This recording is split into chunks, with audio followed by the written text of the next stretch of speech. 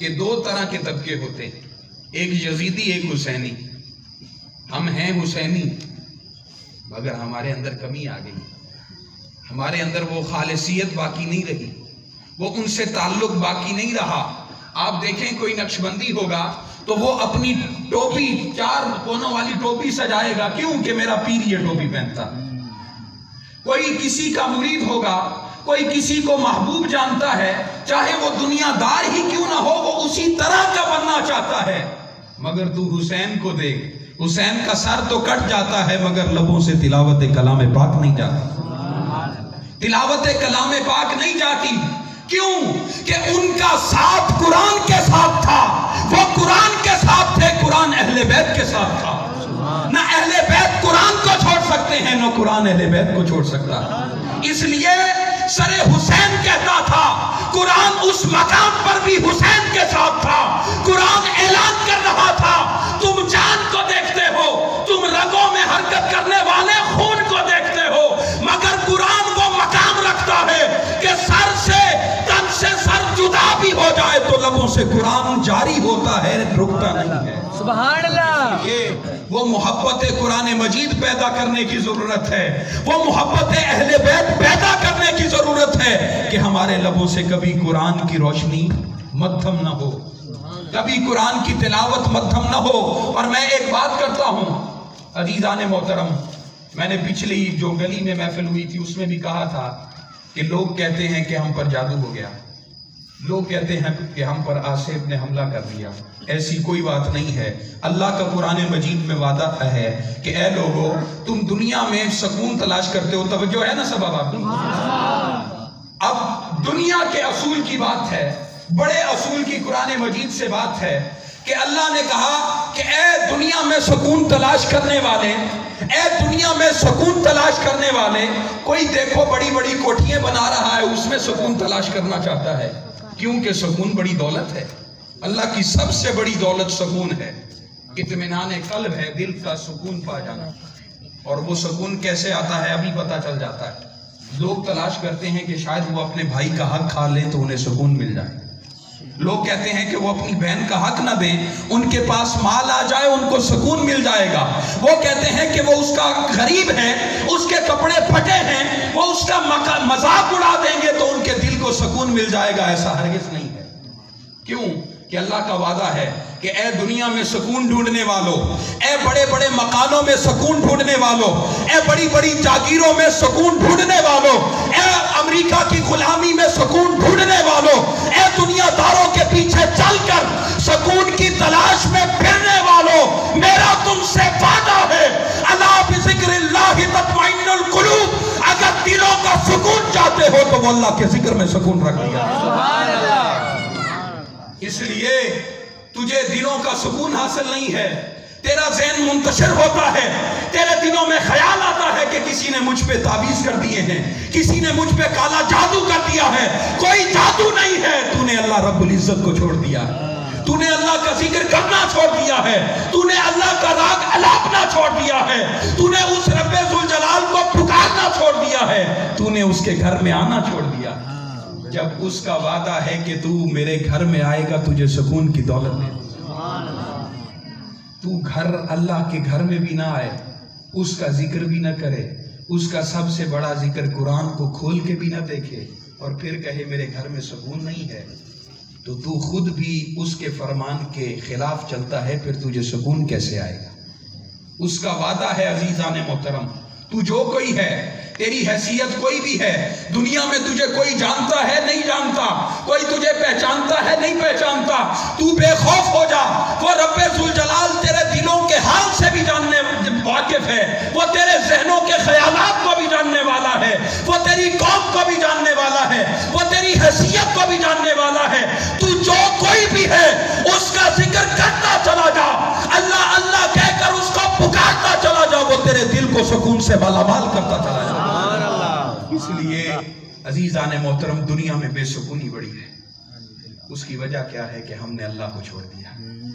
Cinema گھروں کو دیکھ لو، ہسپتالوں کو دیکھ لو، بڑے بڑے ریسٹورنٹس پہ دیکھ لو، آپ کو لوگ اتنے ملیں گے کہ بیٹھنے کی جگہ نہیں ملے گی، اور اللہ کے گھر میں آپ چلے جائیں اب محفل فرض نہیں ہوتی، واجب نہیں ہوتی، محبت ہو اس پر تو فرض ہوتی ہے، مگر یہ فرض نہیں ہے۔ مگر اس گھر میں، جس اللہ کے گھر میں ہم بیٹھے ہیں، یہاں نماز پڑھنا فرض ہے۔ اگر کوئی فرض نہیں پڑھتا اور وہ یہ سمجھتا ہے کہ اس طرح عمل کرے گا اس کی جزا ضرور ملے گی، کہ حضور نے کہا جو جس سے محبت کرتا ہے اس کے ساتھ اٹھایا جائے گا، مگر کبھی آپ کو وہ علامہ اقبال کا شعر نہیں آتا، یاد نہیں آتا کہ کس انداز سے انہوں نے حضور کو مخاطب کر کے اور رب ذوالجلال کو ارشاد فرمایا، تو غنی از ہر دو عالم من فقیر، روز محشر عذر ہائے من پذیر۔ اے رب ذوالجلال، تو غنی ہے دو عالم کا، تجھے کیا کسی کی پرواہ، تو بے نیاز ہے، تو کسی کا محتاج نہیں ہے، میں تیرا محتاج ہوں۔ روز معاشر عذر ہائے من پذیر۔ اے رب ذوالجلال، اس روز جب تیری بارگاہ میں میں حاضر ہوں تو میرے عذروں کو قبول کر لینا، میرے بہانوں کو قبول کر دینا۔ کیوں کہ میں وہ بہانے بنا رہا ہوں کہ تو میرے ان بہانوں کے بنانے والی جگہ کو بھی جانتا ہے، تو میرے دل کو بھی جانتا ہے، تو میرے حالات سے بھی واقف تھا کہ میں نے یہ گناہ کس لیے کیا تھا، یہ معصیت میں نے کس لیے کی تھی، اور میں جو بیان کر رہا ہوں اے رب ذوالجلال میں نے کیا بیان کرنا ہے تو مجھ سے بھی پہلے جاننے والا۔ سبحان اللہ۔ تو غنی از ہر دو عالم من فقیر، روز معاشر عذر ہائے من پذیر، گر تمی بینی حسابم ناگزیر، وز نگاہ مصطفیٰ بنہا بگیر۔ کہ ہم تو کہتے ہیں ہمیں حضور سے محبت ہے، ہم حضور سے عشق کرتے ہیں، ہمارا حضور سے تعلق ہے، ہم حضور کی شان میں جلوس نکالتے ہیں، حضور علیہ السلام کی خاطر لوگوں سے جنگ مول لیتے ہیں، لوگوں کی پرواہ نہیں کرتے، جلوس نکالتے ہیں، میلاد کرتے ہیں، مگر جب باری آتی ہے نماز پڑھنے کی ہم نماز کی طرف نہیں جاتے۔ حضور نے کہا میری آنکھوں کی ٹھنڈک نماز میں ہے، تو ہم نہ جائیں تو حضور سے محبت ہے مگر کامل نہیں ہے، اس کو کامل کرنے کی ضرورت ہے۔ علامہ اقبال کیا کہتے ہیں، گر تمی بینی حسابم ناگزیر، وز نگاہ مصطفیٰ بنہا بگیر۔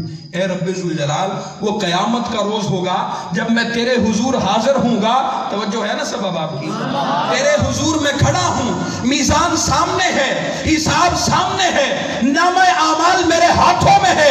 اے رب ذوالجلال، اس مقام پر میرے عذروں کو قبول کر لینا، میرے بہانوں کو قبول کر لینا۔ اگر میرے بہانوں کو تو قبول نہ کرے، میرا حساب پھر بھی ضروری سمجھتا ہو تو میرے آقا سے مجھے اوچھل کر دینا کہ ان کو منہ دکھانے کے لائق نہیں۔